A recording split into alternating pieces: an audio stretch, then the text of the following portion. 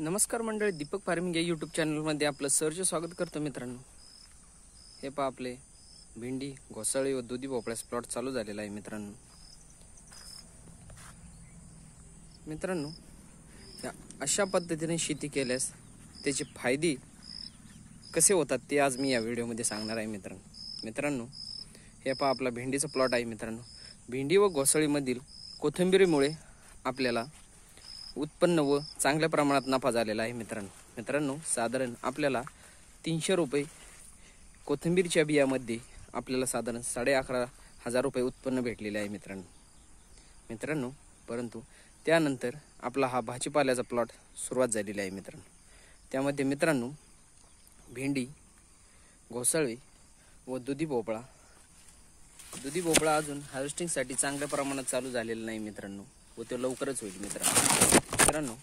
परंतु आपल्या प्लॉटमध्ये भेंडी या पिकात सध्या बाजारामध्ये मंदी आहे मित्रांनो.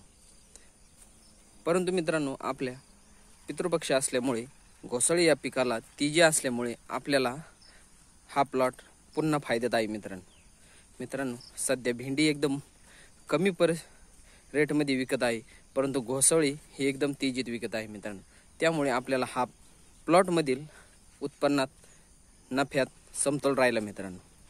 त्यामुळे आपण अशा थोड्या प्रमाणात जर लागवड केली तर 100% आपल्या भाजीपाला शेती ही नफ्यामध्ये राहू शकते मित्रांनो.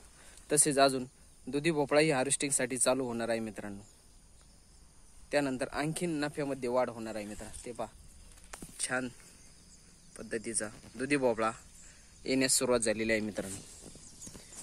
सांगण्याचं तात्पर्य असं का आपण भाजीपाला शेती करताना अशी मिश्र शेती करावी मित्रांनो. त्यामुळे आपण जर 2-3 प्रकारचा भाजीपाला लागवड केली तर साधारण आपल्याला कोणत्या पिकाला भाव भेटून आपली शेती ही फायद्यात राहते मित्रांनो. हे पहा, घोसाळे सुद्धा एकदम छानरित्या आलेले आहे. परंतु घोसाळे पिकाला या दिवसामध्ये डंक माशीचा प्रादुर्भाव जास्त असतो मित्रांनो. त्यामुळे आपण त्यासाठी घरगुती पद्धतीने तयार केलेले ट्रॅप लावलेले आहे मित्रांनो. त्या ट्रॅपविषयीचा व्हिडिओ आपण यापूर्वीच टाकलेला आहे मित्रांनो. ते ट्रॅप कसे तयार करायचे मी आपणास फक्त आज तो ट्रॅप दाखवणार आहे मित्रांनो.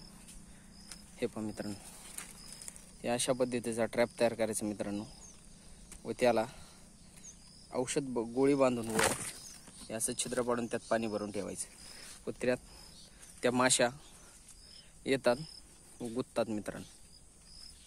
हे पहा, पाऊस झाल्यामुळे घोसाळी पीक सुद्धा एकदम तजेलदार व चांगली झालेली आहे मित्रांनो. हे पहा, एकदम छानरित्या घोसाळी सुद्धा आलेली आहे मित्रांनो.